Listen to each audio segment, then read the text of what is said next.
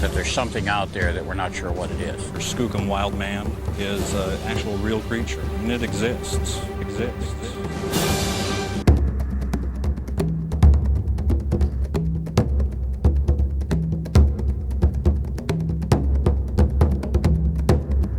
Please support this channel by subscribing and leaving comments.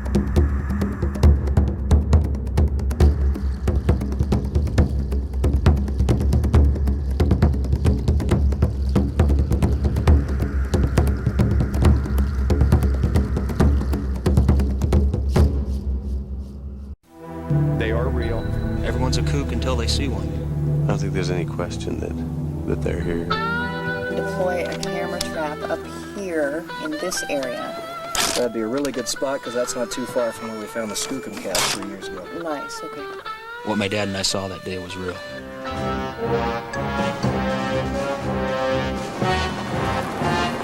The rock kind of come out of the fog, bounced off the bank a few times and rolled up, and that's when we decided it was time to go. Until you've actually stood there and come face to face and see something like that, then you really can't really say what exists and what people think they saw.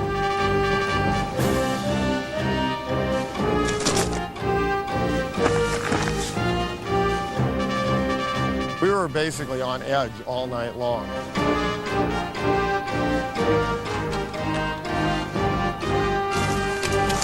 All of a sudden, this thing starts yelling and screaming, and I thought we were going to be dead. I definitely think these things are real. I wasn't shocked as much as I was curious. That there's something out there that we're not sure what it is. The skookum wild man is an actual real creature, and it exists. Cryptozoologist by profession and driven by her own mysterious encounter, Autumn Williams travels the world. Thousands of people can't have seen something that doesn't exist. All we need is proof. Sometimes at dawn, or the edge of dusk, there's a fleeting glimpse of an impossible sight. do you have it? Get it. I see it. Let go! What's the range? The sightings are real. The technology, cutting edge. Are you ready for mysterious encounters? In September of 2000, members of the Bigfoot Field Researchers Organization obtained what is believed to be an impression of the lower torso of an unknown primate in the Mount St. Helens area of Washington State. The BFRO put on an expedition to use some new lure techniques to bring in one of these unknown hominids and see if we can get some photographic evidence that would prove their existence. What we walked away with is a skookum cast. Hundreds of eyewitnesses claim to have seen a huge, hairy creature in these mountains. The area is right over here. There's several meadows, the most prominent of which is named Skookum Meadow. Skookum being an old Chinook jargon word referring to evil spirits. I think it was trying to scare me away. We've got a lot of land all to ourselves out here tonight. It could hold secrets. No question about that. With a wealth of never-before-used technology at their fingertips, the Encounters team is here to discover the truth behind the mystery of the Skookum Wild Man.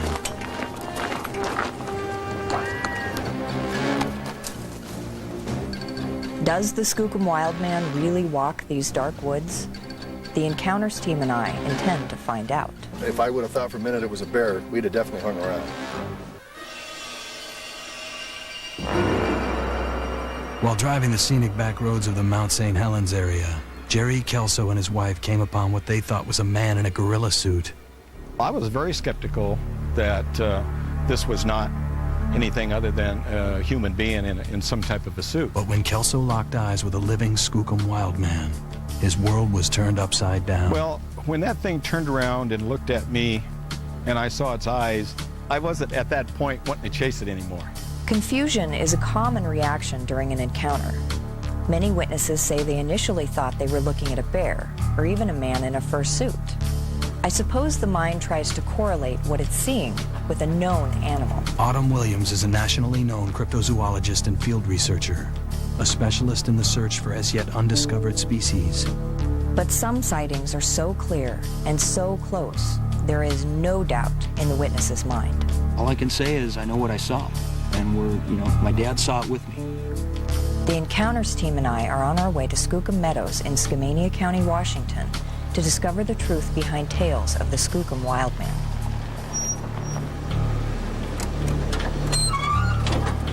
Hey, Rick. Hey, Autumn. See anything interesting happen yet? Not yet. Witness Aaron Tiger and his father sighted a creature in the summer of 2002. A day they will never forget. Muscular. It kept its eye on us. Fast. It didn't take any unnecessary steps, but it was gone like that. Their amazing story when mysterious encounter. The hair on the back of my neck just stood straight out. This is one of the first things that I've ever seen that it's hard to explain. Skookum Meadows is located in the Gifford-Pinchot National Forest in central Washington state, about 250 miles southeast of Seattle, Washington. The word Skookum is Chinook Indian jargon meaning bad or evil. The word was also used to describe the large, hairy, man-like creatures thought to roam the dark forests of the Cascade Mountains. A name that conjures up fear all on its own. Many, many sightings, many, many footprints have been casted out of that area. History of reports around that whole area. So we think it's a hotbed. It always amazes me when people assume that there is no wilderness left in North America. Obviously, they've never been here. In 1969, Skamania County officials passed an ordinance protecting unknown hominids. The price for killing one of these creatures? 10 years imprisonment or a $10,000 fine. It's amazing to have a law to protect an animal that supposedly doesn't exist. But it does exist, according to 2 hunters who sighted a creature in broad daylight in the summer of 2002. Witness Aaron Tiger and his father's testimony is powerful. We're up fishing for the day, and it was just a sunny afternoon. Got in our truck, we're driving back, and middle of nowhere. Didn't expect to see anybody. And we came around the corner. I'm looking down at a map, trying to get our bearings. Because I was thinking about taking a different road home. I look up and I tell my dad, I go, hey, there's a guy. Hey, there's a guy on the road. It was standing there, it wasn't moving, and all of a sudden we looked at each other and said, what was that? I looked back up because I realized what I had seen. And we looked at each other and what was that? I was scared. Went across the road just like this. So as we approached the site, my dad, he stops the car and I go, what are you doing? He says, let's go take a look. And I thought, man, you're crazy. I mean, we had high-power rifles with us. It was just fear. There were definitely tracks on this talus slope on the side. We see where they go across the road. Said, hey, if you're a guy in a suit, don't move because I will shoot you. Someone in a suit, you better stay in there. It was dead quiet. You better not come out. To be honest, we weren't real crazy about staying around there for a long time. Nothing responded. There was no movement, nothing. We didn't know if there might be more of these things. We stayed just a little bit and then we decided to take off. Talked to the sheriff, and it was really funny because I always remember this. I said, you know, I knew this couldn't be a guy in a black suit, and the sheriff starts laughing. He says, well, I know it wouldn't be either because this is the opening of bear season. He said, nobody's going to be up here in a bear suit. Daytime sightings by multiple witnesses who corroborate each other's stories are difficult to discount. I feel good that I had a witness because had I seen this alone, I would have never come out with it. Randy Green and 2 adolescents were in shock when they observed a creature for a full 15 minutes, which earlier that day was only a myth. We just pulled up on a really good spot where I know there's fish. And as I was going to the front of the boat to put the trolling motor in the water, I was scanning the clearing looking for deer, elk, and I noticed something walking across the middle of it about 125 to 150 yards away. And sure enough, there's just this black thing with fur all over, just like walking across clear cut. I kept looking at it, and then it got to where I really thought it could have been one. And when it walked, it like over-exaggerated its swing of the arms. But once we realized that we really felt like it was, then a little bit of panic kind of set in on all of us. It started looking at us and walking away. and then it stopped at the stump and watched us. But other than the 2 times that it stopped and faced us for 30 seconds or so, it was constantly moving. And both times, it was moving away from us. And it was huge. It looked like a real animal. It's almost like it was watching us just like we were watching it. It stopped and looked at us one more time, and then it disappeared into the woods. You're looking at something that's not an everyday occurrence. For years, researchers have collected plaster castings of foot tracks some believe are left by giant bipeds. But in the summer of 2000, the Bigfoot Field Researchers Organization obtained a large plaster cast of something more. Yeah, everything. Wow. Everything I remember seeing. All the hair is visible. Yeah, it's just a huge animal. We come back to here, and we have the Achilles tendon and the heel section. So this is really a forensic puzzle that needs to be looked at by experts. Could this impression be the lower torso of the creature locals call the Skookum Wildman? This location is very promising. It makes it hard to fall asleep knowing that I'm only a few miles from the actual site where the Skookum cast was obtained. The night passes all too slowly, and her fears may not have been entirely unfounded. In the morning, I crawled out of my tent and rubbed my eyes, and promptly saw a large, black, upright something look out from behind a tree some 50 feet away. It all happened so fast. Although I hurried down the road to look, I saw and heard nothing further. I inspected the spot for tracks or other physical evidence, but I found nothing. I really thought my eyes were just playing tricks on me. That is, until later that day when another team member had an encounter in the exact same spot. I walked down to the elk camp to look around and stuff, and when I was walking back, I was walking to the left side of the dirt road, and about halfway between here and there, something started growling at me. I felt really foolish being scared in the daytime. The dawn also brings an opportunity to prepare the technology Autumn and the Encounters team will use for the hunt. This is a problem, yeah.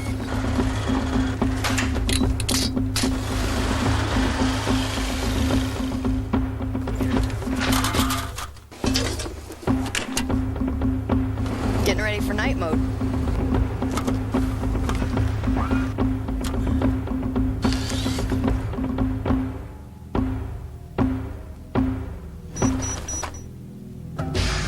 Infrared still and video cameras will provide the team the opportunity to film any animal lured into their traps.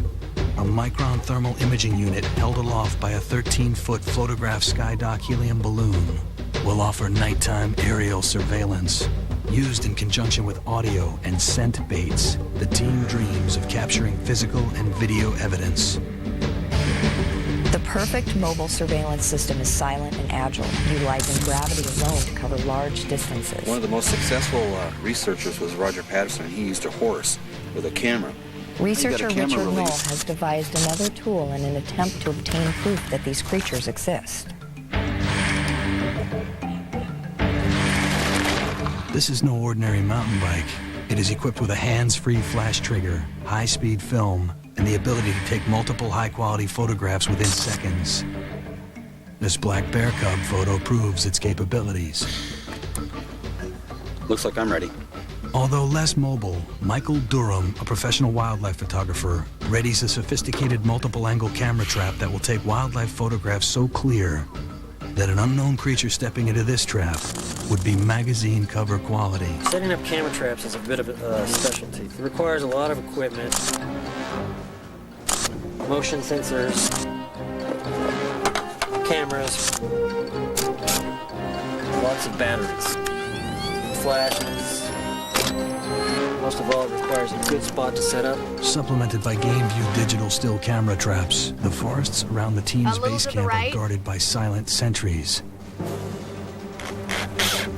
Before nightfall, the team must use the remaining daylight to search for evidence and scout the best places for camera traps. If you're going to deploy cameras near there, there's some trees around the side there. That's pretty good. Team member Doug Hychek and researcher Richard Knoll patrol miles of sand-sided logging roads in the Beast. They are scanning the embankments carefully for the large bipedal tracks so often reported here. I've seen tracks that lead up in behind these trees, and then they stomp around like they're waiting for vehicular traffic to leave at night along these dirt roads, and then come back down on the other side. So you've actually seen this pattern of going up and coming down and going up and down more than once? I mean, Yeah, more than how many once. times have you seen that?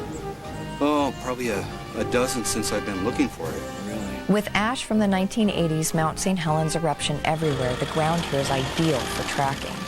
Fine dust covers everything and That's becomes 40 a natural trap for inches. footprint evidence. Going uphill, that's pretty big. I know that Aaron had his sighting not more than a half a block from here. It's not good enough to cast, eh? Well, no, it's not good enough to cast. Just keep looking. Okay. Keep looking, and we'll get lucky. With the traps freshly baited, the team is ready for nightfall. The setting sun has the entire crew on edge. I don't think I'll be walking back down there, and I definitely wouldn't do it in the dark. There is every indication that whatever growled at Butch may still be lurking nearby. Right after we played the coyote calls, we heard a sound that came from the east side of camp, and it was a really loud growl. It almost sounded kind of dog-like, and it went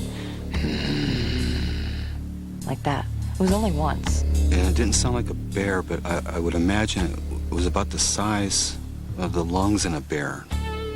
Freaked me out pretty good. I want to run out there and see what it is, but I know that's not the way. It seemed like it was coming from actually back over here. Sort of relax, and maybe it'll get closer, and you'll catch a glimpse of it, whatever it is. Okay. Just a little bit creepy. Growling is one thing, but large rocks hurling out of a forest are quite another. A blow to the head would spell instant disaster. This is the third rock that was thrown at us tonight. Definitely, this rock flew out of the trees and landed right next to us, and I heard it hit with a thud. So I ran into the woods to see if maybe I couldn't see, hopefully, the creature. I heard a few branches break ahead of me, but it was way, way up the hill. Whatever threw this could have hit us. When a similar incident happens the very next morning to unsuspecting hunters, the team's anxiety grows. The Encounters team is in the Gifford-Pinchot National Forest in west central Washington state, searching for a creature countless eyewitnesses describe as large, hairy, and upright walking. The Encounters team is looking to obtain their own evidence of their existence. It's unfortunate that Richard Knoll had no camera traps in place to catch a glimpse of whatever made the skookum impression. But we have camera systems. And instead of just looking for tracks with the fruit as bait, we're going to be using a camera trap. This time with infrared video equipment in place. Prove the world that, yeah, these things do exist. With the Skookum cast site rebaited, the team begins to deploy other tactics in an attempt to gather evidence. And an animal that has nocturnal vision, that is actually able to see this in detail, is not going to see what that black box underneath that brush is, just going to see the brush on top. Then we're going to prepare the area, bait it. We'll do a blast and then leave the area quietly as we can. Hopefully they'll smell this, hear the scream, and see the bait.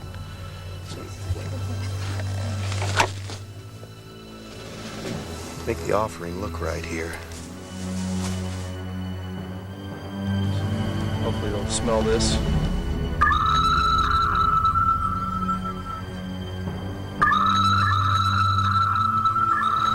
The sophisticated sound system will blast sounds of what are claimed to be actual audio recordings of vocalizations from creatures similar to the Skookum wildmen. Could lightning strike twice in the same place?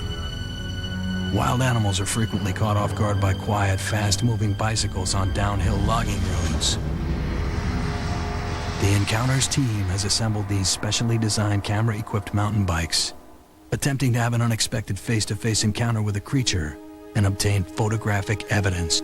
Vladimir will ride ahead of the others, laying a pheromone trail of sexual attractant scent and blasting wounded animal calls designed to attract predators. The scent and sound trail has been laid. Coming back. We're on our way. 10-4.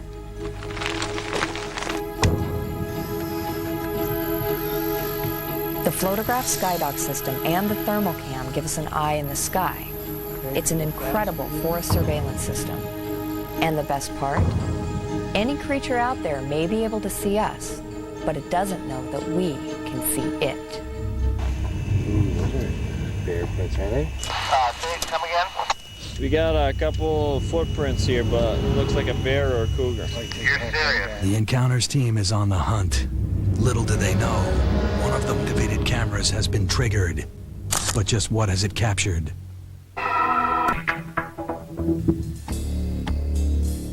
For the past 5 days, the Encounters team has attempted to collect evidence to either support or refute the existence of a strange beast reported around the Skookum Meadows area of Washington State. A creature described as 6 to 8 feet tall, hair covered, and walking on 2 legs. Yeah, so we got the buttocks, the leg coming down. The Skookum body cast obtained in September of 2000 has been examined by numerous anatomy experts, including Dr. Jeff Meldrum from Idaho State University. Here I am examining the Skookum cast itself, and in this graphic we've superimposed the inferred body regions or anatomical regions of the imprint. Of particular interest was this area down here, which seemed to represent a partial heel driven into the mud. Here is a cast replica of that heel impression. Of particular note is this area here, which appears to be a well-developed Achilles tendon that terminates here in a broad heel that's been driven into the mud. This is a characteristic of bipedal hominoids. So this suggests that whatever made this imprint was a bipedal hominoid, yet one of extreme proportions.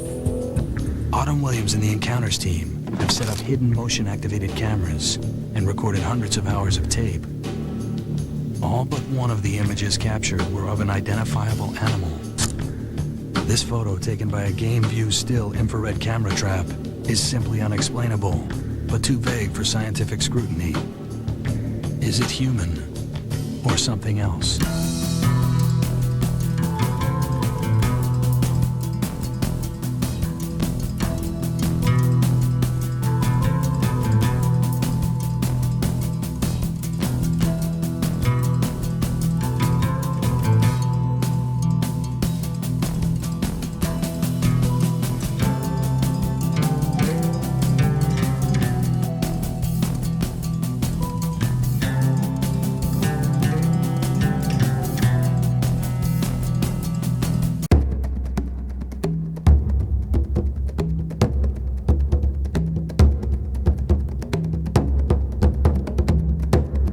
If you're enjoying all this rare and unique content, please show your support by subscribing and leaving comments.